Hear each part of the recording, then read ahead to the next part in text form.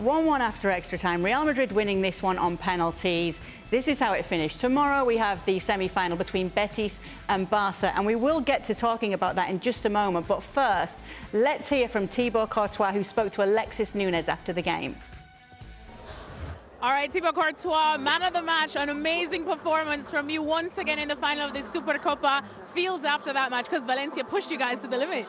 Yeah, I don't think it was our best game today. I think especially the second half we were a bit too passive, and that's why they scored early. And then we didn't create big chances. Went to the extra time.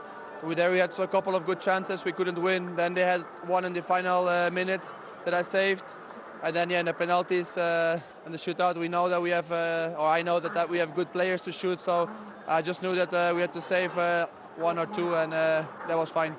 Unfortunately, overall, you've had some big injuries to deal with, of course, with Alaba out. I know you, of course, are between the sticks, but has that been hard to deal with, you think, in the last couple of games?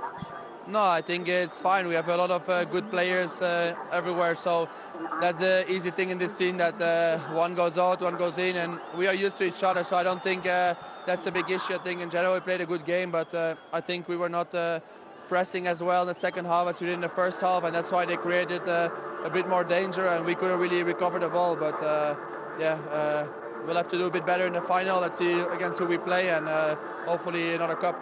And in the final now, there's a chance of another El Clasico. Is that what you live for? Is that what you want? No, we respect all the teams, and tomorrow will be a tough game for both teams, and it's both difficult teams to play against. So let's see who will win, and then we will prepare the game for that for that game. Maybe some fans won the Clasico, but for us it doesn't matter. Thibaut, congrats again, and all the best for the next one. Thank you. Luis Garcia was watching that game as well for us, the Supercopa. I suppose that we could say that Betis and Barcelona are going to be licking their lips knowing that if they win their game tomorrow, it's a tired Real Madrid, Luis, that they'll be facing in the final on Sunday. Yes, a tired Real Madrid, a poor Real Madrid, a slow Real Madrid, but a Real Madrid that wins, that always find a way to get a result. And today we saw once again what we've seen lately, a Real Madrid that is very plain, that doesn't have that ability to create many chances. It was just a couple of three where we've seen a couple of them.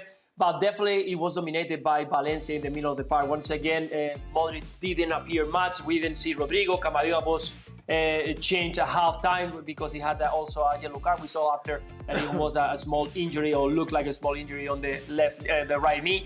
But at the end, Real Madrid that is struggling to get results. We saw what happened at the weekend against Villarreal, and today, once again, they have to wait until Courtois once again save the team. So yeah, if I'm Betis or if I'm Barcelona, I will look forward to play against the Real Madrid at the moment. What's wrong with Real Madrid right now, Ale? Prior to the World Cup, this team was struggling. And we thought, all right, well, the World Cup break is going to allow this group to just kind of step away.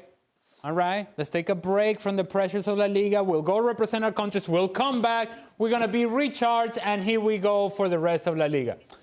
Not quite. It hasn't been like that. And indeed, you can call it a World Cup hangover if you want to. But I really think that this team has been struggling even before the competition. And so we just haven't seen a team with any life. Any life in the legs, any life in the mind, to be honest with you. You look at a group that is unable to go on press, unable to put pressure on other teams, that they are dictated to.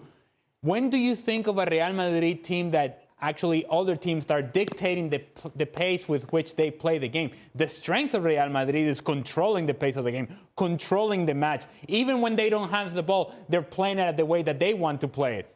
Not right now.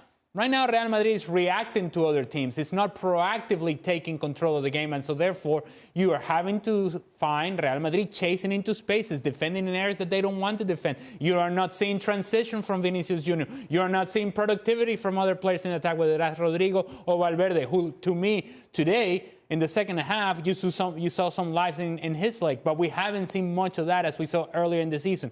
So it's not just one problem. And then you add to that the fact that there were injuries today. Ice bags all over the bench. Tired legs, tired minds. This team right now has a whole lot of issues that Carlo Ancelotti has to deal with. Well, they didn't have an issue with Frank Leboeuf, and I'm just saying it to you because I know you took penalties, was taking their penalties. The same can't be said for Valencia. How bad was that penalty that you just saw?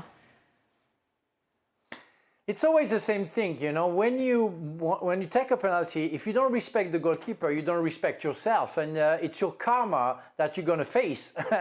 And that's what it is when you see the ridiculous penalties, when you try to chip, when you try to, I don't know, play again with the goalkeeper, you're going to be punished. I talked to the best of the best in terms of penalty taker. It was Johan Cruyff, and he was saying, I close my eyes and I shoot strong on the side, you know, on the floor. And I think he never missed a penalty, but he didn't play with the goalkeeper. Okay, so respect your goalkeeper. Shaka Hislop will be happy to hear that one. Did you just notice there a little name drop action there from Frank Leboeuf? You know, I was talking to Johan Cruyff. You know how it is, how we do the big timers. We're the same level, sort of thing. That's what you get from World Cup And I'm winners. sorry, I made a mistake because I meant Johan Niskens. I'm sorry. Oh, so it wasn't even Johan Cruyff. So we name dropped the wrong name. What? I love how easily you just said it as well. Oh, I'm actually sorry. It wasn't him. It was him instead. Oh. Let's talk about Gareth Bale. It was Pele. It was Pele. Was it Pele or Maradona? I don't remember. No. He's met them all. He's met them all. Well, thank you very much for watching ESPN on YouTube. For more sports highlights and analysis, be sure to download the ESPN app. And for live streaming, premium content, and let's not forget as well, ESPN FC 7 days a week. Subscribe to ESPN Plus.